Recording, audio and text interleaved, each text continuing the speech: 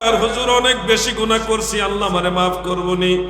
শুনেন, যদি 50 বছর গুনাহ করে থাকেন, একটা আমল করবেন, 50 বছরের গুনাহ অল্প সময়ের মধ্যে আল্লাহ মাফ করে আমল নামা সাদা করে দিবে। শুধু একটা আমল করবেন, মাত্র 6 রাকাত নামাজ পড়বেন মাগরিবের নামাজের পরে। নামাজটার নাম কি?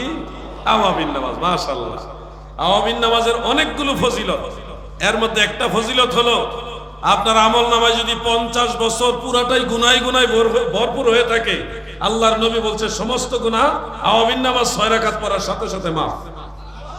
জোরে বলেন সুবহানাল্লাহ। আরেকটা ফজিলত আওয়াবিন নামাজের, মসজিদুল আকসায় বাইতুল মুকাদ্দাস আল্লাহ তাআলা আমাকে 2 বার যাওয়ার তৌফিক দিয়েছে, আলহামদুলিল্লাহ।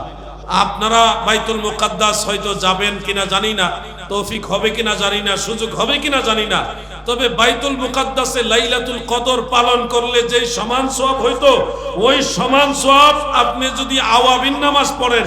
কোন নামাজ? জোরে বলেন না, কোন নামাজ? আওয়াবিন নামাজ যদি ঘরে বসে আপনি আদায় করেন, আল্লাহর নবী বলছে মসজিদুল আকসায় লাইলাতুল কদর পাইলে যে সওয়াব, ওই সমান সওয়াব আপনি আওয়াবিন নামাজ পড়লে পেয়ে যাবেন। সুবহানাল্লাহ, সুবহানাল্লাহ।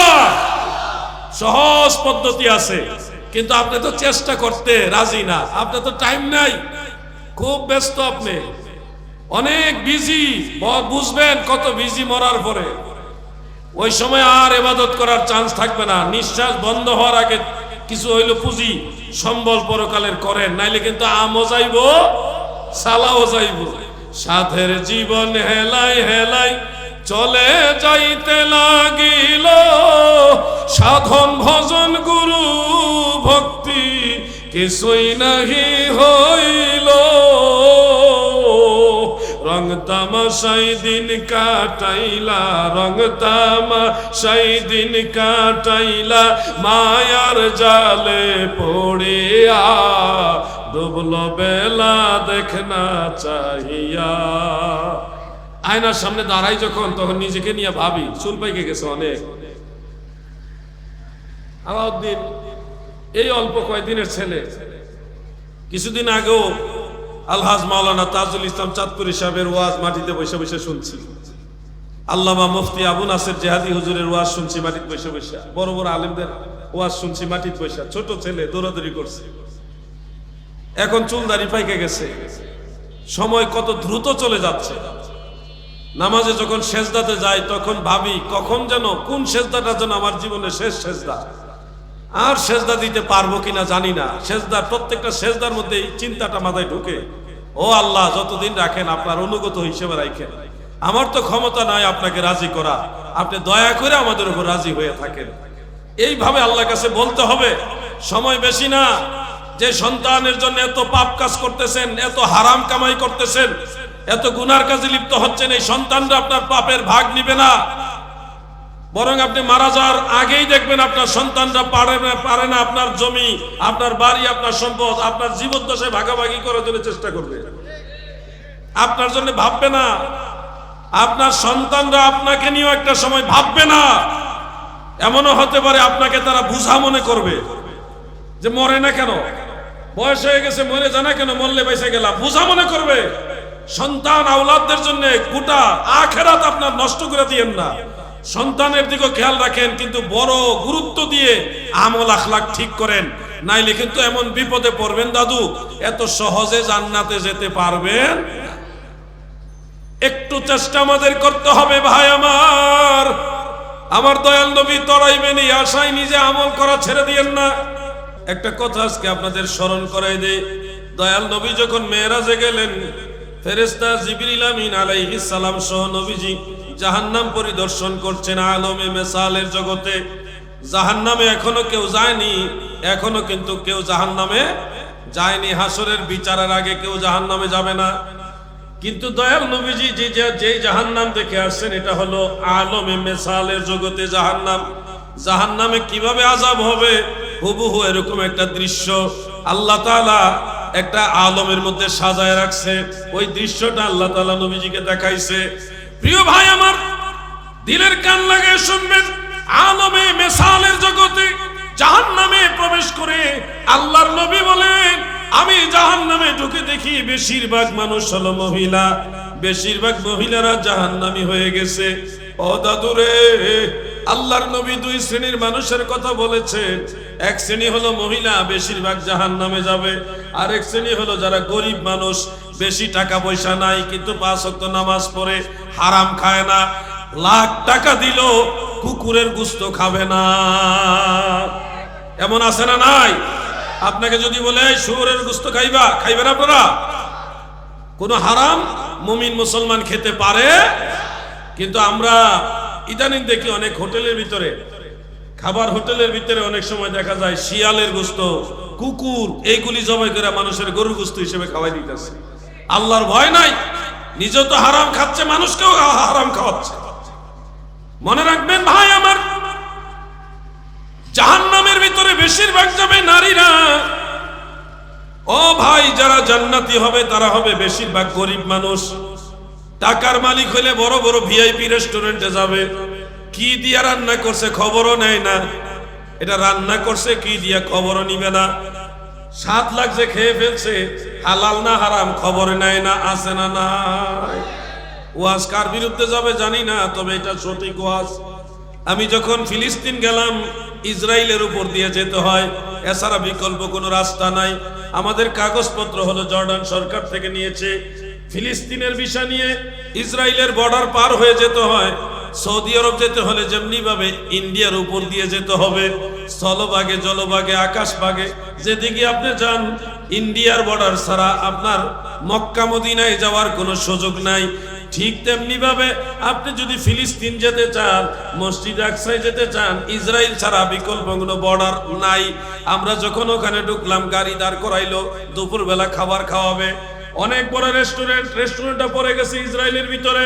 আমি গাড়ির ভিতরে 29 জন মানুষ, আমাদের কাফেলার মধ্যে 29 জন।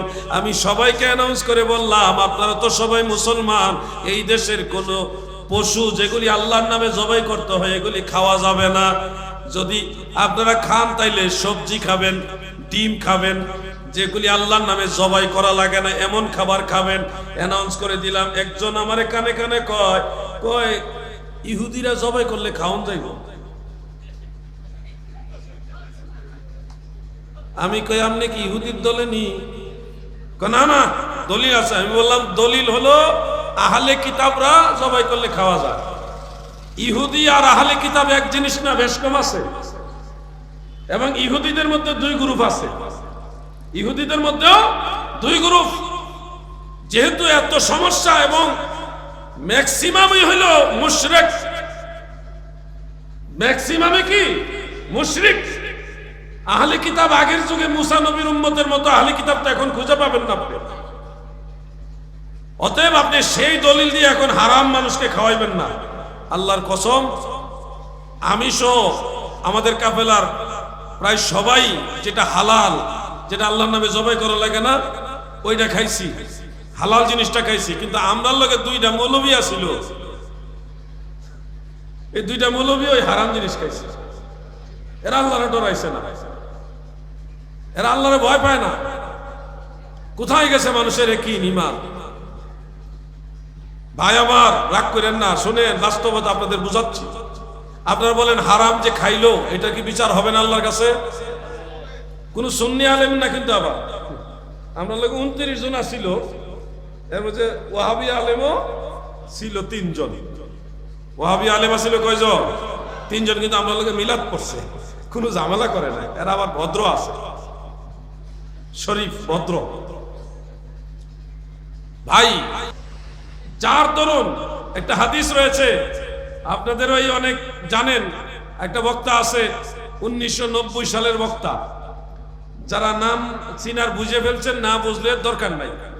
এই 90 সালের বক্তা, সে দাবি করেছে যে আল্লাহর নবীকে শয়তান নিজেই ধোঁকা দিত।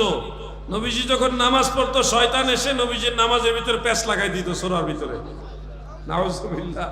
তো এই যে কথাগুলো, এগুলি কত বড় ভয়ঙ্কর ঈমান বিধ্বংসী কথা। মনে রাখবেন, হাদিস শরীফে এটা আছে, প্রত্যেকটা মানুষের সাথে শয়তান সেটিং করা আছে, প্রত্যেকটা মানুষের সাথে শয়তান সেটিং করা আছে। তো আল্লাহর রাসূল সাল্লাল্লাহু আলাইহি ওয়াসাল্লামের সাথে আল্লাহ তাআলা যে শয়তানটা সেটিং করছিল, নবীজি ওই শয়তানরে মুসলমান বানাই লইছে। আল্লাহর হাবিব কত পাওয়ারফুল চিন্তা করেন। যেহেতু নবীজির সাথে যেই শয়তান আল্লাহ তাআলা দিয়েছেন, এটা হাদিসের মধ্যে আছে, ইমাম ইবনু আদির আল কামিলের মধ্যে আছে, অন্য কিতাবও আছে। এই শয়তানকে আল্লাহর নবী মুসলমান বানায় ফেলছে, যেহেতু আর তো তার প্রতি ইয়া নাই, সমস্যা নাই, এই জন্যে মূল যে ইবলিশ তার প্রতিও যেন নবীজির দরদ না থাকে, এই জন্য ওই নবীজির সিনা মুবারক থেকে ইবলিশ শয়তান যিনি, তার মহব্বতের অংশটা আল্লাহ তাআলা বের করে দিয়েছে। ওই অংশটা, এটা কোনো ময়লা ছিল না, আবর্জনা ছিল না, এটা ছিল শয়তানের অংশ, শয়তানের প্রতি দরদের যে অংশ, ওই অংশটা বের করে দিয়েছেন। আর এই ব্যাখ্যাটাকে, এই হাদিস শরীফটাকে তারা বোঝায় নবীজির ভিতরে ময়লা ছিল, এটা বের করছে। নাউজুবিল্লাহ। এখানে কোনো নজদের ইসলাম চলবে, সিদ্ধান্ত আপনাকে নিতে হবে। মাশাআল্লাহ, মারহাবা। 3 বার গেছেন, আরেকবার যাইবেন, 4 বার মিলাইবেন ইনশাআল্লাহ। আল্লাহর ওলিদের মাজারে যাওয়া দরকার আছে, আছে না নাই? আমি এক মাজারে গেছিলাম, সিরিয়ার রাজধানী দামেস্কে। গিয়ে দেখে আল্লাহর ওলির মাজারের বাহিরে ওনার পা, এবং খবর পাইলাম যে ওনার নখ প্রত্যেক সোমবারে কেটে দেওয়া লাগে। নখ বাড়ে, নখ আমরা যেমন এই প্রত্যেক সপ্তাহ সপ্তাহ নখ কাটা লাগে না, নখ কাটেন না নাকি আপনারা? ওনার নখ প্রত্যেক সপ্তাহ সোমবারে কেটে দেওয়া লাগে। ইতিহাসটা হলো এরকম, ওই শহরের দামেস্কের গভর্নর যিনি ছিলেন, মানে বোঝানোর জন্য বলছে মেয়র যিনি ছিলেন, উনি যদিও মুসলমান কিন্তু অলি আল্লাহ বিদ্বেষী ছিল, একটু ওয়াহাবি মার্কা। ওই সময়ে এই লোকে মানুষ যে জিয়ারত করতে মাজার আসে না, এটা পছন্দ করে না। দল বান্দা মানুষ লাইন ধরে জিয়ারত করতেছে, সে বিরক্ত হয়ে, শহরের মেয়র তো, তোমরা এত মানুষ এখানে কি জন্য আসো? এই কবরে আসার দরকার কি? আরো কবর তো আছে, ওই যাইতারো না, এটার মেঝে কি জন্য আসো?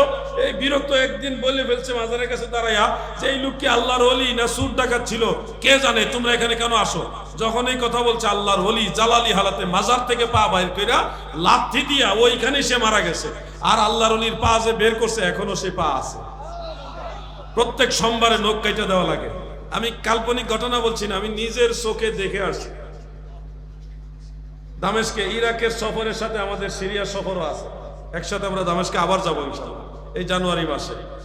ব্যবসায়ী ভাইরা, বহু টাকা পয়সা তো আল্লাহ পাক দিছে আপনাদেরকে, সময় সুযোগে মাঝে মধ্যে নবী রাসূলদের জিয়ারত করে আইসেন, তাদের সাথে সম্পর্ক রাখেন।